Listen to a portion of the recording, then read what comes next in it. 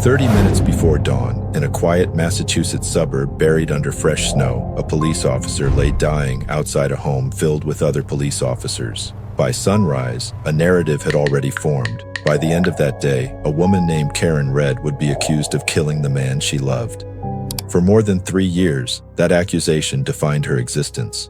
She was portrayed as reckless, intoxicated, and remorseless.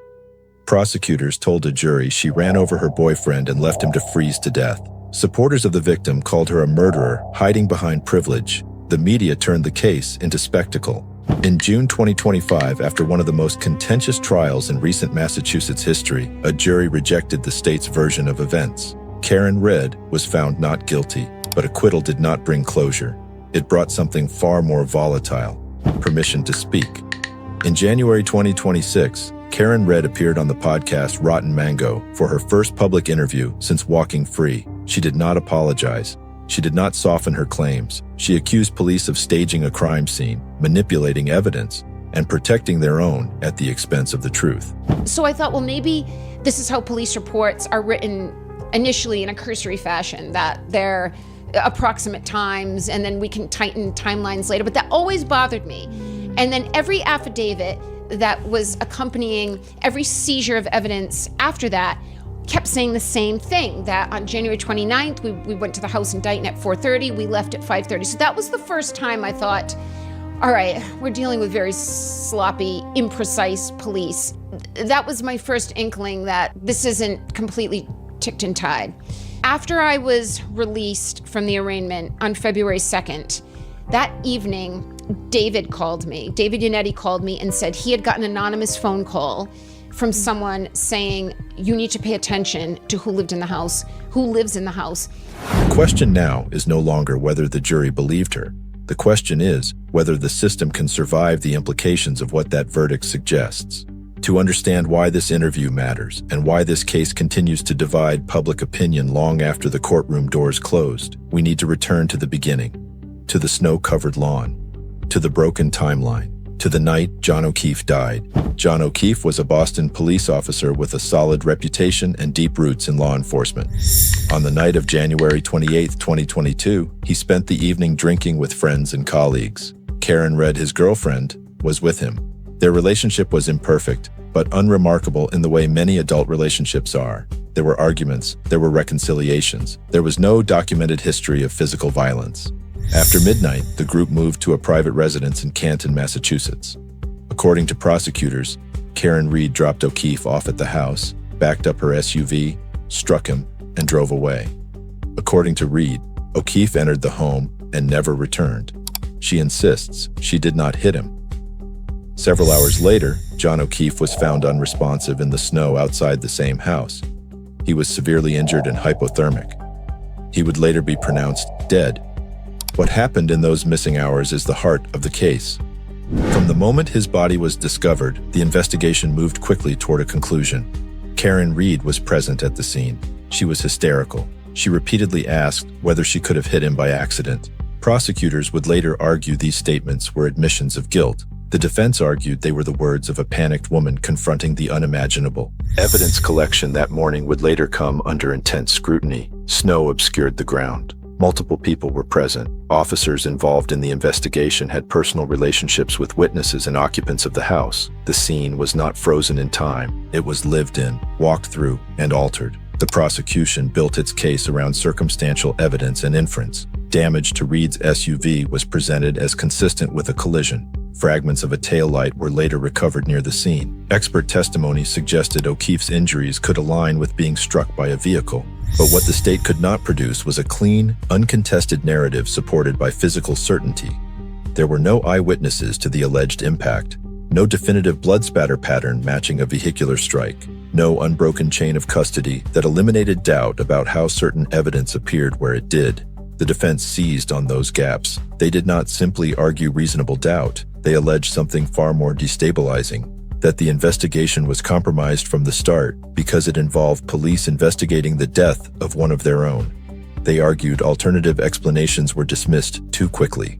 They questioned why certain individuals inside the home were not more aggressively scrutinized. They highlighted inconsistencies in timelines, phone records, and witness statements. Most controversially, they suggested that John O'Keefe may have suffered fatal injuries inside the house and that his body was later placed outside.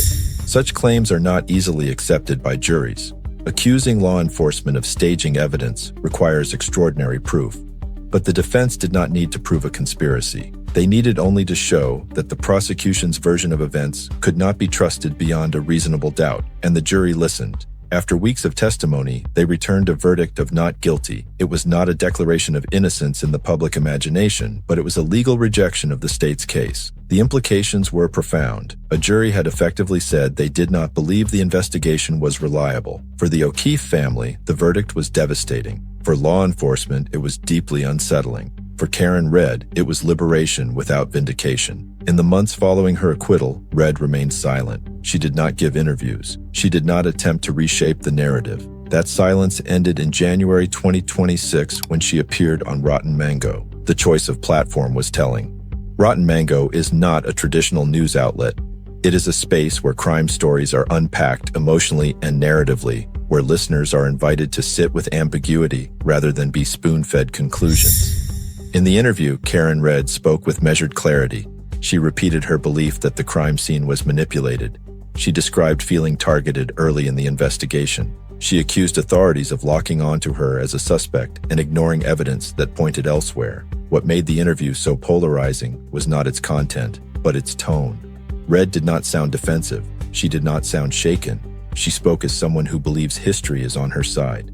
It's probably the opposite of what someone watching would assume I felt. I am still not quite living in an acquittal world.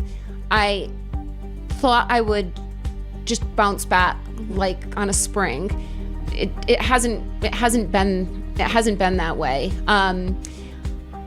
I don't quite understand why. I'm trying to understand why I haven't felt more celebratory. And what I think is that I lived with some very singular emotions: fright, anger, and anxiety. It was very intense.